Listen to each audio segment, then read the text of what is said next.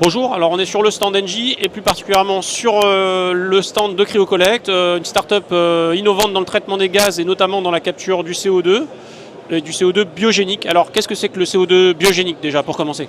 En fait, c'est un CO2 qui est produit durant la production du biogaz. Quand on produit du biogaz et on fait l'épuration, on sépare le méthane du reste et le gaz qui reste, c'est majoritairement du CO2, d'où l'appellation bio-CO2. Donc jusqu'à présent on ne captait pas le CO2 de ces unités de biogaz. Est-ce que ça devient un must pour le biogaz désormais? Avant, on considérait que le CO2 c'était des déchets et du coup on le larguait à l'atmosphère.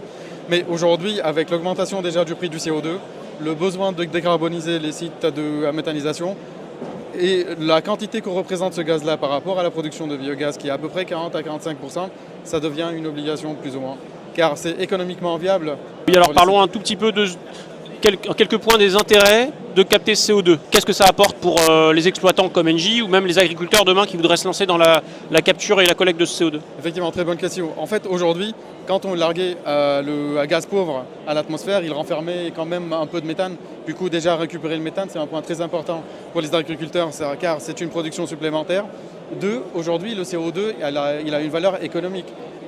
Déjà, c'est un CO2 d'origine biologique, du coup, il est bien apprécié sur le marché. Et également, c'est un produit qui est rentable. Aujourd'hui, sans subvention, on est capable de monter des procédés de captage de bio-CO2 qui sont rentables entre 3 et 4 ans. Et ce CO2, alors, on en fait quoi? Avant, c'était un déchet. Là, quelque part, c'est un CO2 renouvelable, donc c'est une ressource. Et on le vend à qui? Qu'est-ce qu'on en fait de ce CO2? En fait, la molécule en tant que ça soit d'origine biologique ou que ça soit d'origine fossile, c'est la même chose. Du coup, on peut utiliser le CO2 dans exactement les mêmes utilisations qu'un CO2 standard.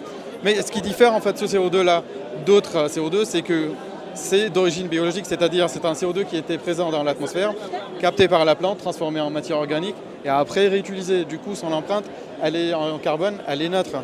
Du coup, on peut l'utiliser comme tous autres CO2 dans la production de l'eau pétillante, dans l'industrie agroalimentaire, on peut l'utiliser dans l'industrie chimique, on peut l'utiliser chez les cerises pour améliorer la croissance des plantes. Mais aussi, un point important, c'est que c'est le seul CO2 éligible pour produire en fait, des biocarburants. Et ça, c'est un point majeur. On voit qu'il y a aussi d'autres solutions alternatives sur le marché. Vous avez des concurrents. Est-ce que tu peux nous dire un mot de ce qui différencie CryoCollect de tous ces acteurs? Bien sûr, à part qu'on était les premiers à mettre en place un système de captage de bio-CO2 en 2020, on a la technologie la plus efficace en termes de consommation électrique par kilogramme de CO2 produit. En plus, notre système il est capable de balayer une quantité d'impuretés assez large, allant jusqu'à 20% d'impuretés dans le CO2. Et finalement, en fait, c'est presque à ISO prix. On est capable de produire la même chose.